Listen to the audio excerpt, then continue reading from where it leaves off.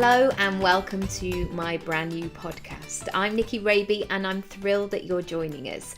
I do lots of things. I'm an actor, coach, writer, speaker and a mum. And in my coaching work, I work with creatives, personal brands, freelancers and small businesses.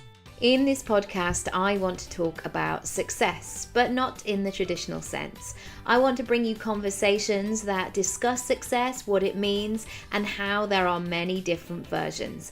We're going to be talking about business, branding, becoming visible, saying no, saying yes, and how you can create a thriving portfolio career doing more of what you love and less of what you don't.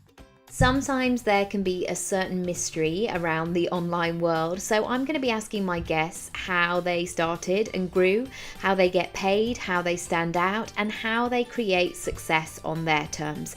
As always, please check the show notes for all things we mention and come and say hi over on social media at Nicky Raby or via my website nickyraby.com/podcast.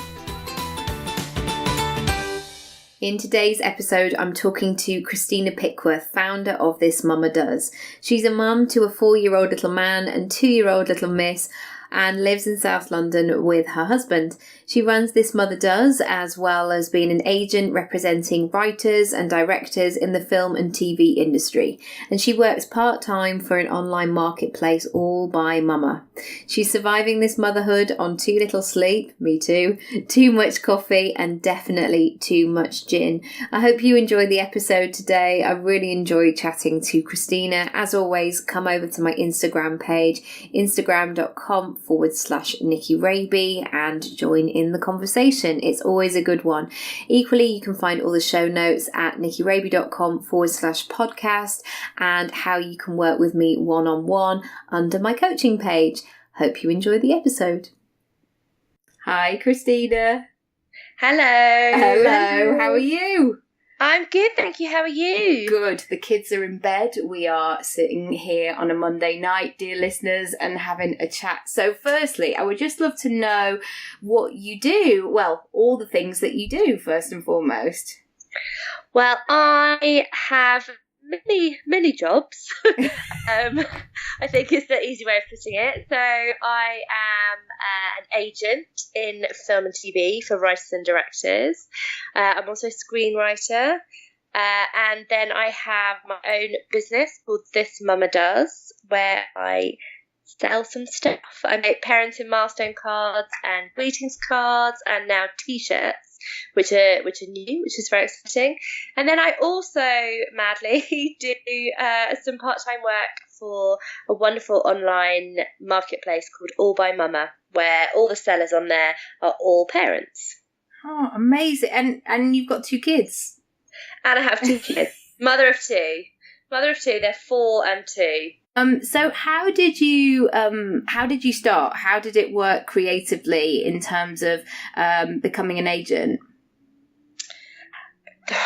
Becoming an agent was a bit of an accident, to be honest. I worked in film for a long time, and I founded a writers group for women in film and television to support women in film and television who wanted to write, because there's not enough women writers. I don't know, lots of those writers just were asking me to represent them as an agent, and I kept saying no, that's not what I do, and it got to a tipping point where I thought, actually, why not? Why don't I give that a go? So I did, and well, I was going to say have never looked back. There are good days and bad days. I've got a slight crick in my neck from looking back.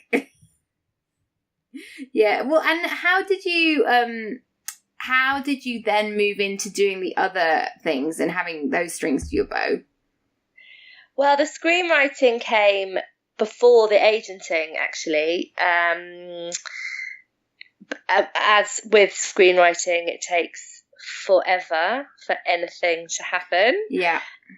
So that came first, then the agenting, and then This Mama Does. So I'd had both my kids by this point, and I was finding it pretty hard, I'll be honest.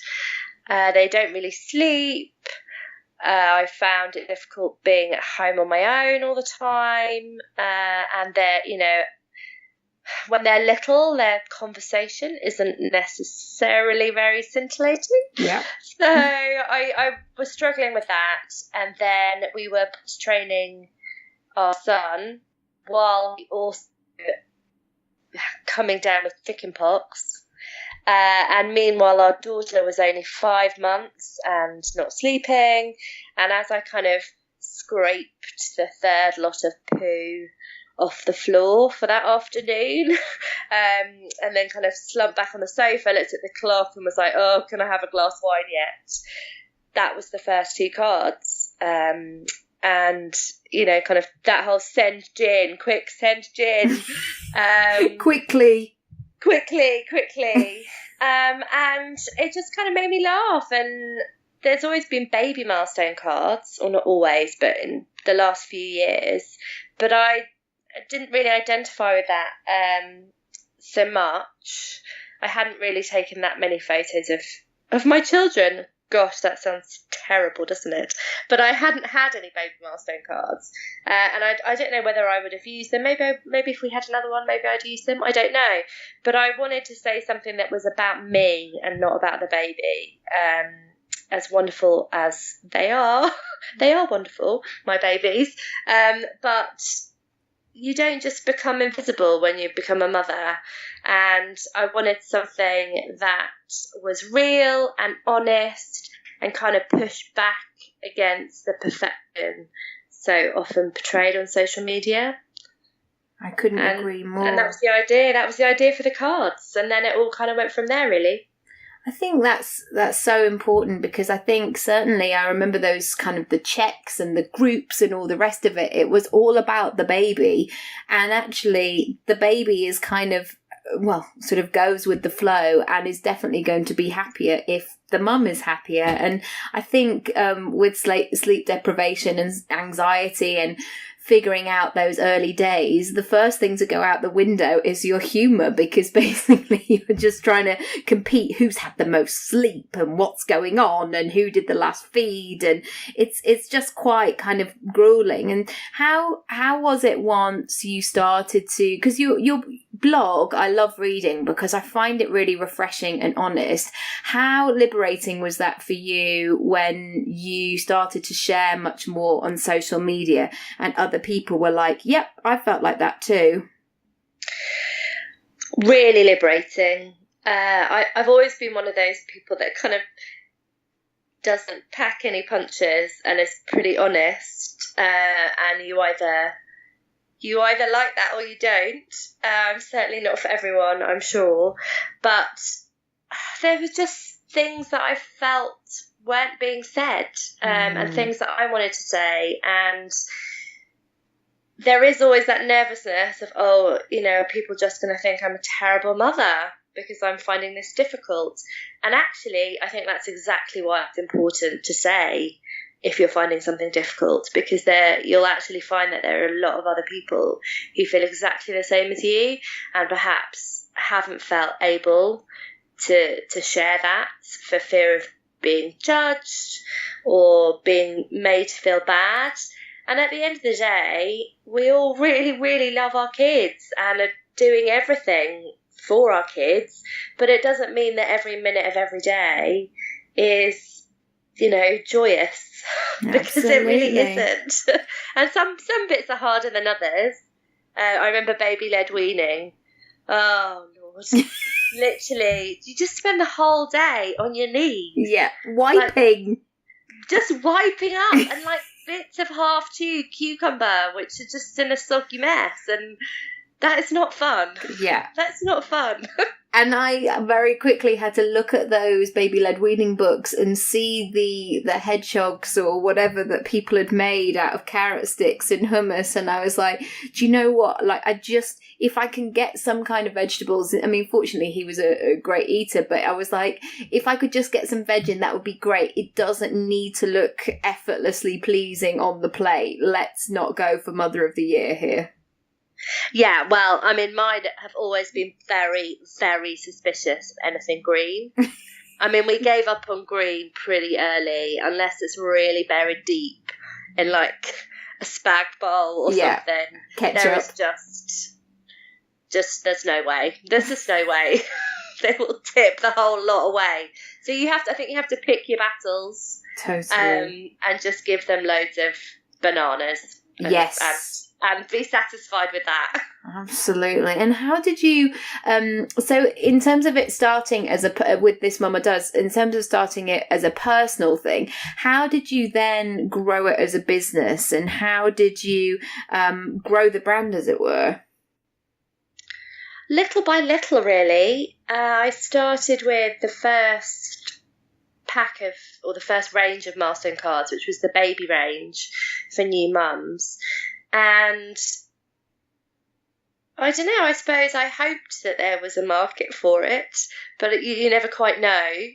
And then I don't know. Pregnancy, obviously, is an obvious one. There are pregnancy milestone cards around, and there were some sort of other motherhood milestone cards around. And also my kids were getting a bit older, and that made sense.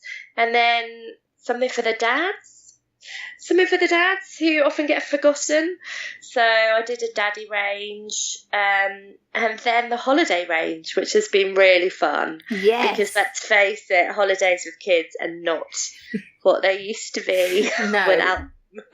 We were in Centre Parks last week, and I really feel like it's going to take me another fortnight to recover, because it's just so getting children changed after swimming twice a day. It's God. Oh my God, it's just, and you want to sort of say, oh, love, just get yourself dressed, come on. And you know that they can't, and it's awful. But yeah, being in a hot, claustrophobic environment is not good for anybody's patience. No. And that whole pressure of organised fun. and also just, people get cranky when they're hot. Yes. And if even whether, you're just in the UK and it's a hot day, people get cranky. If you've managed to go away somewhere, everyone's tired, maybe the food's not what they're used to and you can't get them to eat anything. It's just a bit stressful. Plus, I always have the terribly unrealistic notion that because I'm on holiday, that means I get to read 5 books. I'm still clinging on to that. I now just don't speak to my husband in the evenings. Yeah, exactly. Sit with a book. I stupidly packed 3 books before I went to Centre Parks, and then I had to actually take them out of the case. And I didn't even finish one, for goodness sake, but I just kind of forgot my current life circumstances for 5 minutes. Yeah, it's not the same. That's why there is a "this is not relaxing" card. Yeah, because we all need those on holiday with our kids. And you're trying to have the best time ever. But so how did you launch on the high street, and how did you start to really sell to a wider audience in terms of how did that process work for you? It's all a bit serendipitous, actually. I had an email through from them, I think probably just because I've been a not on the high street customer for years, and it just came through and said that they were having one of their pitch up sessions where people with small businesses could go along and pitch to them directly. And I'd applied online by this point and been rejected. But I thought, well, I'll go and do the pitch up thing instead, see if that's any better. Because they'd given me a little bit of feedback. I think it was when I'd only got the baby range and they said, oh, you need more than one product and then, come back to us. And I got the second to last pitch slot or the last pitch slot. And it felt a bit kind of like, oh, lucky, let's just see. And I went and they kind of signed me up within about 3 minutes. Yes! Which was a bit amazing. Especially as my husband was completely unconvinced that they were gonna take. It's always nice when you've got a team player in the background. That was lovely. Not really that was sure. Lovely. Full of support. But yeah, no, that was a bit mad, really. And then that really boosted my confidence, I think, to have someone like that go, oh yeah, this is a good idea, we like what you're doing. That was great. That was really great for me. It was a good moment. And where do you think it's going? Do you have like big plans for the business of how you're going to move it forward? Not really, is the honest answer. I should probably say that I have this massive strategy. I'm going to sell it in like 2019. Maybe I should have more of a plan, but I'm quite busy. Yes. And I tend to just go from one thing to the next thing, and that's probably not the best way to run a business, but that's the only way I have right now, so that's what I'm doing. I mean, the t-shirts have been a fun new thing, and I also do a few kind of greetings cards, and I'm now designing a few of those for Scribbler, which has been another kind of surprising twist in a tale, but lots of fun. It's sort of the dream, really, to be working with Scribbler. So I don't know, really. Who knows what will be next? Who knows? I mean, I'd like to do some more t-shirts, I think, probably, because that's fun and something different. But I was terrified to launch t-shirts. Yeah, we were just talking before we started recording that like pressing publish or setting something live, it just makes you like doubt everything, even if you know that it's really good what it is you've produced. Well, I think as well something like this with the t-shirts. I mean, I'm not fashionable or cool in any way. I'm a size 16. Plugging an item of clothing, me doing it is perhaps not a natural choice. But then I'm a mum and my market is other mums. Yeah. And I thought, oh, well, do you know what? It'd be fine. It'd be fine. And so far, so good. It has been all right. But that was certainly one of the fears, that I don't fit the fashion mould. But then maybe that's why it works, because I absolutely don't. And I'm not trying to be something that I'm not. And I think that's important in business. You have to be true to yourself. Yes. And just be real, really, I think. Yeah, I think it's really important as well, especially when there's so much noise online, that actually when I see people who are being themselves or sharing stories that are personal, I always breathe a sigh of relief, like, yes, finally, nobody else is just living in a perfect marble box where everything just looks Pinterestable. I don't know if that's a word, but when it's just like, where's your stuff, or what's happening in your house? Because our house doesn't look like that. Oh, the house photographs. I just wish I had a house like that. Although I don't think I would ever have one of those beautiful houses, because we have so much stuff.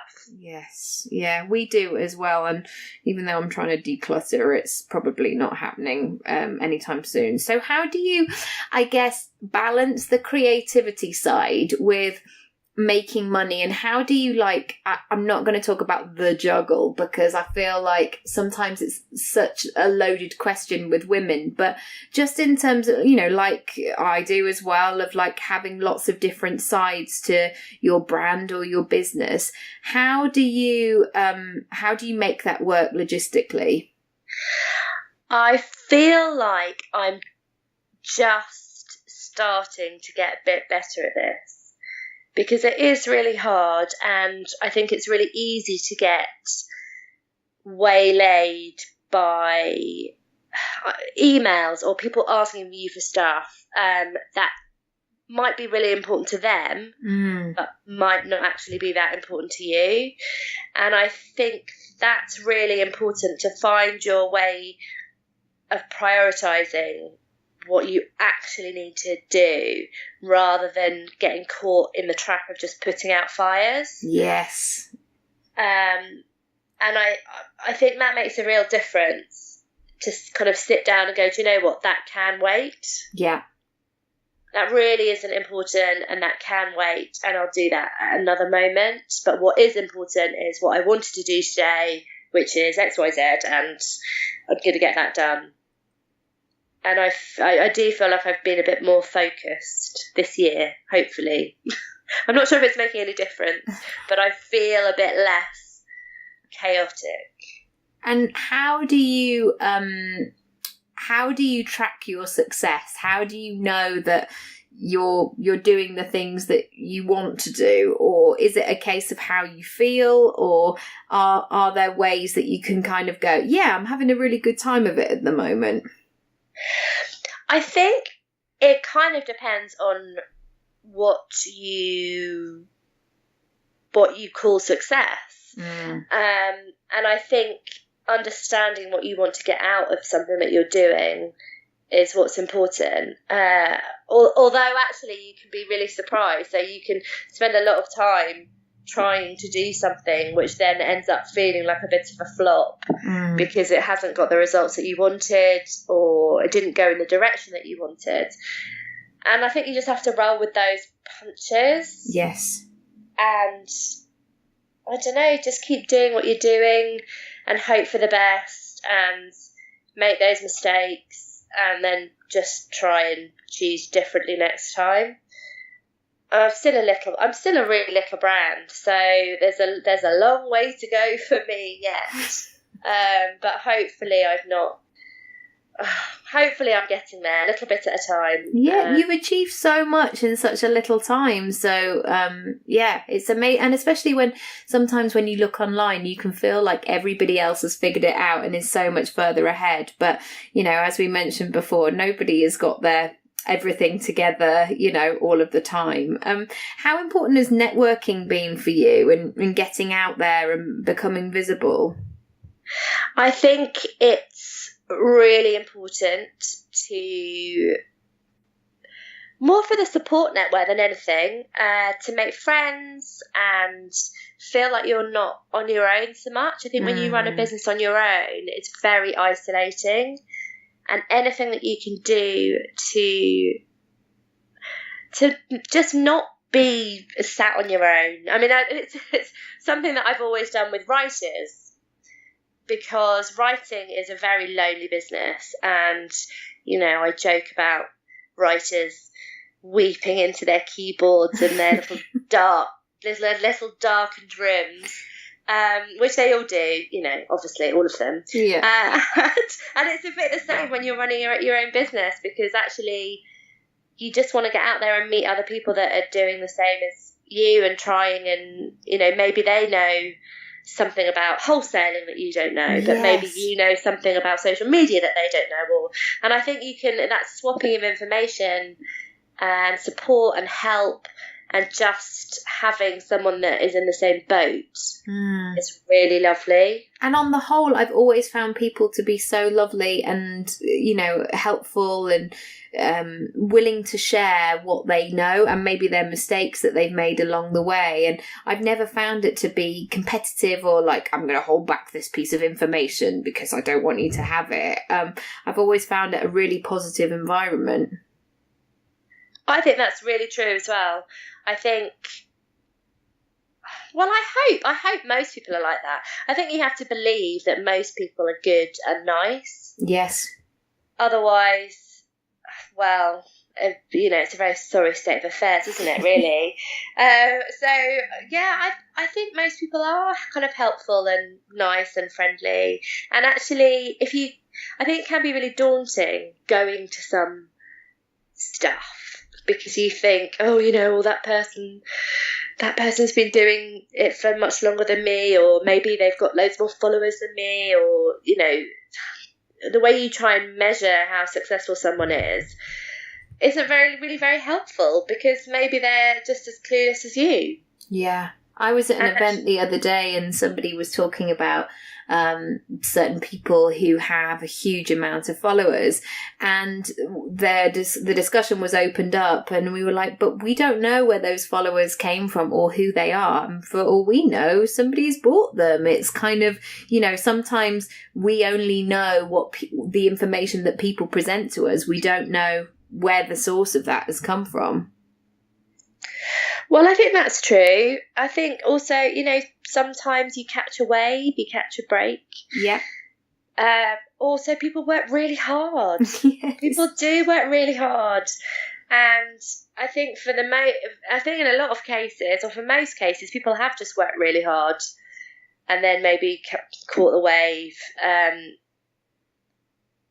I don't know. I think it gets difficult because I don't think obviously there is a certain amount of success attached to, for example, number of followers, but it isn't just about that. It's about what that means to you. You know, is that important? Is it helpful? Does it matter? Are they the right people that are following you? Do they actually care? Are they just following you, or are they engaging with you? You know, I think there's more to it than that. And I think it's important not to compare yourself to somebody else, because it's never going to end well. Yeah. You can only be you, and that's it. Especially if you're squeezed for time as well, and you're trying to fit this business in between nap times or play dates or whatever it is, that you want to spend that hour or whatever you have available really working on your business and growing it and being productive, and not spend that time sitting going, oh no, everybody else has got it figured out and I'm just here trying to do it. You want to be economical with your time, I guess. Has there been a book or something that you've read that has really changed the way that you've grown your business or thought about life, I guess?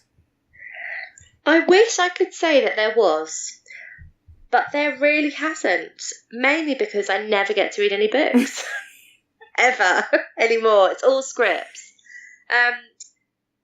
Yeah, I think I'm probably a bit rubbish at researching stuff or using resources to help me. I probably just plough on through like a bull in a china shop and then realise afterwards where I've made the mistakes, which I wouldn't really recommend. But sadly, I have no recommendations. I need your recommendations. Well, send me their recommendations so I can improve at this.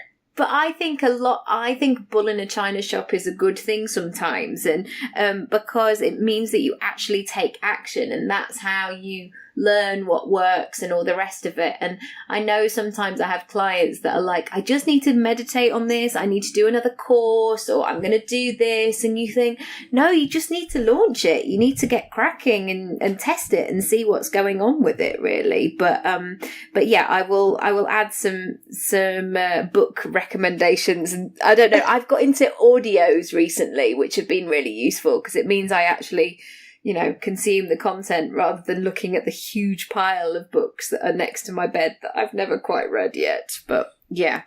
I've got one final question for you, which is, where would you like to be in 5 years' time?